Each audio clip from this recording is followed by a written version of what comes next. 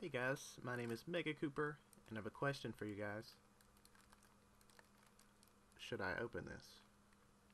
I'll get to what it is later, but lately I've been seeing my buddies Landon and Sam of our site doing a lot of pickup videos on their retro games. So as a collector of retro games, you could say, I don't do a lot of videos on it, but I do collect a lot of them, so I figured I would show you what I got this week. Kinda this week. I think I got some of this last week, but it's mostly today and throughout the week. So first off, I've got some Super Nintendo games. I kind of put this in order of my least favorite with all this, I think. First off, I've got Bram Stoker's Dracula.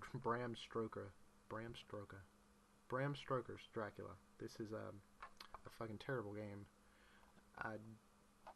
I played it for like 15 minutes and decided I hated it, but I mean, whatever. So now it's on my shelf. I like the movie; it was pretty cool. I didn't read the book. Probably never gonna play the game again. I guess I'll just watch the movie. But I've got Super Ghouls and Ghosts. Yep, Super Ghouls and Ghosts. I get Ghosts and Goblins confused a whole lot. This was one of my favorite games for the Super Nintendo, especially Capcom. Make note of that. Capcom is amazing with their platformers. Like everything Capcom touches is just magic. Also, I picked up Donkey Kong Country 2. Let's see. My light here, if you might not notice, you wouldn't know this, but I've actually got two computer monitors, which is why I don't wear my glasses when I'm doing this, or else it would just be like, look at my computer.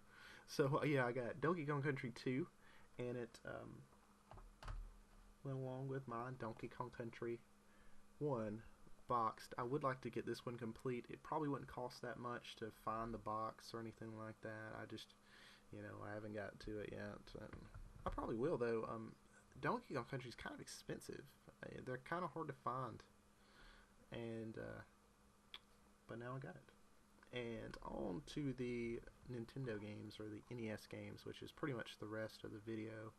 Kind of once again in order of least favorite to favorite. I guess towards the end it kind of jumbles together. But I got Rambo. This is a really terrible game. I wouldn't recommend it. I got Spy Hunter. This is a stupidly hard game. One of the most difficult games I've ever played. It's either drive really fast and wreck into stuff, or drive really slow and see how long you can last. I also got Gauntlet 2.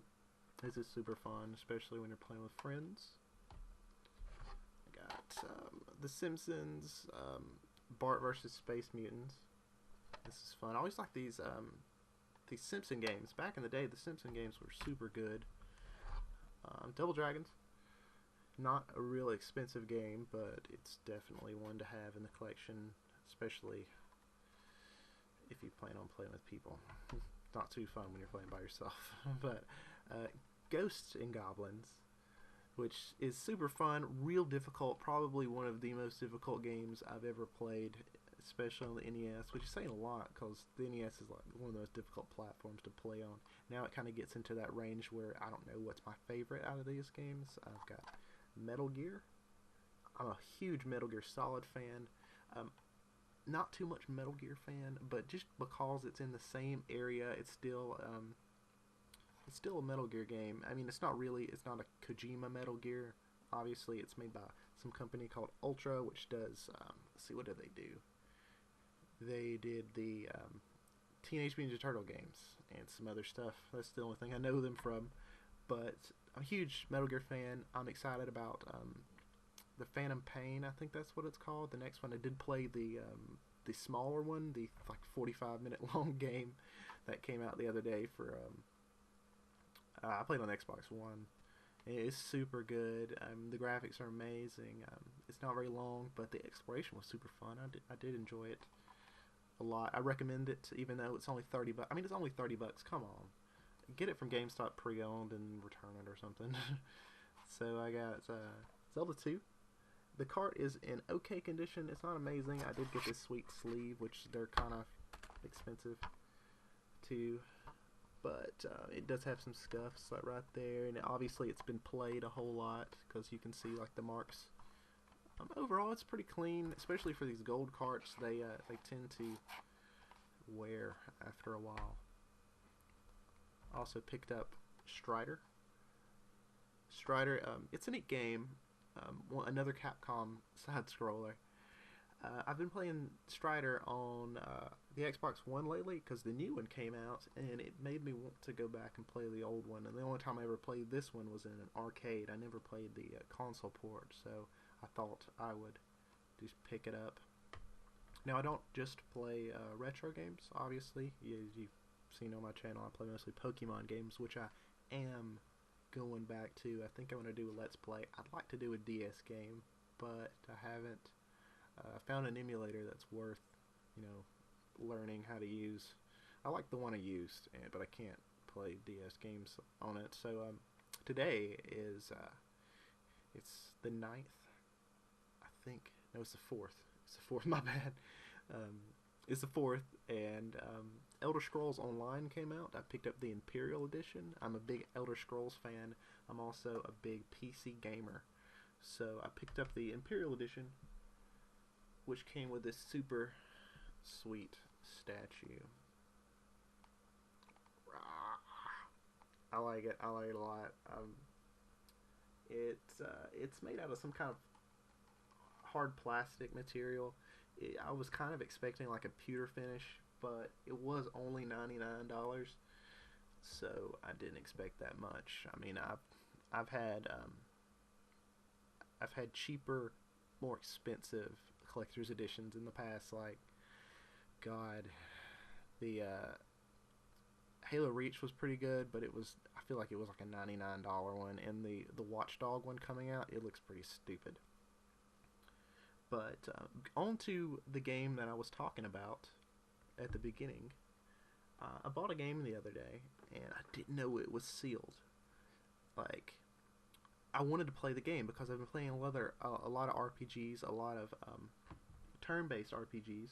Like, on the 3DS, I've been playing Bravely Default. Well, I love it. It's super fun. The art in it is amazing. I've also been playing Fire Emblem Awakening. And those games have been driving me to play some more popular RPGs. And so I've got Final Fantasy 1 and 2. You can't really see it, but it's Dawn of Souls. It came out on the GBA, and it's got 1 and 2 on it. And I really like it. I like sprite-based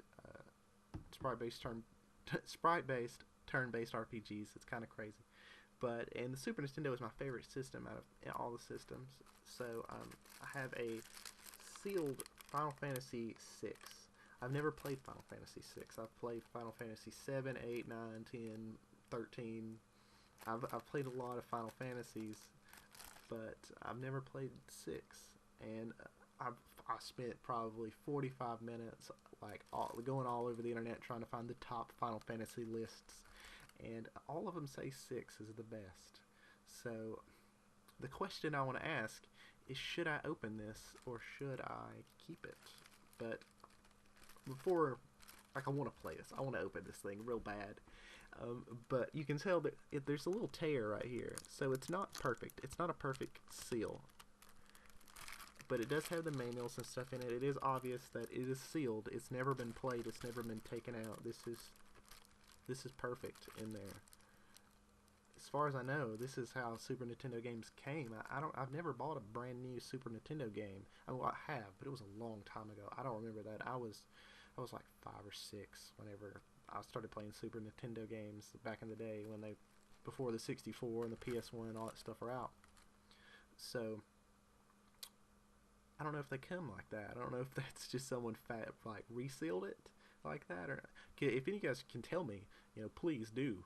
But what I really want to know is, should I open it? And if I do, that'll be my next video. You guys let me know.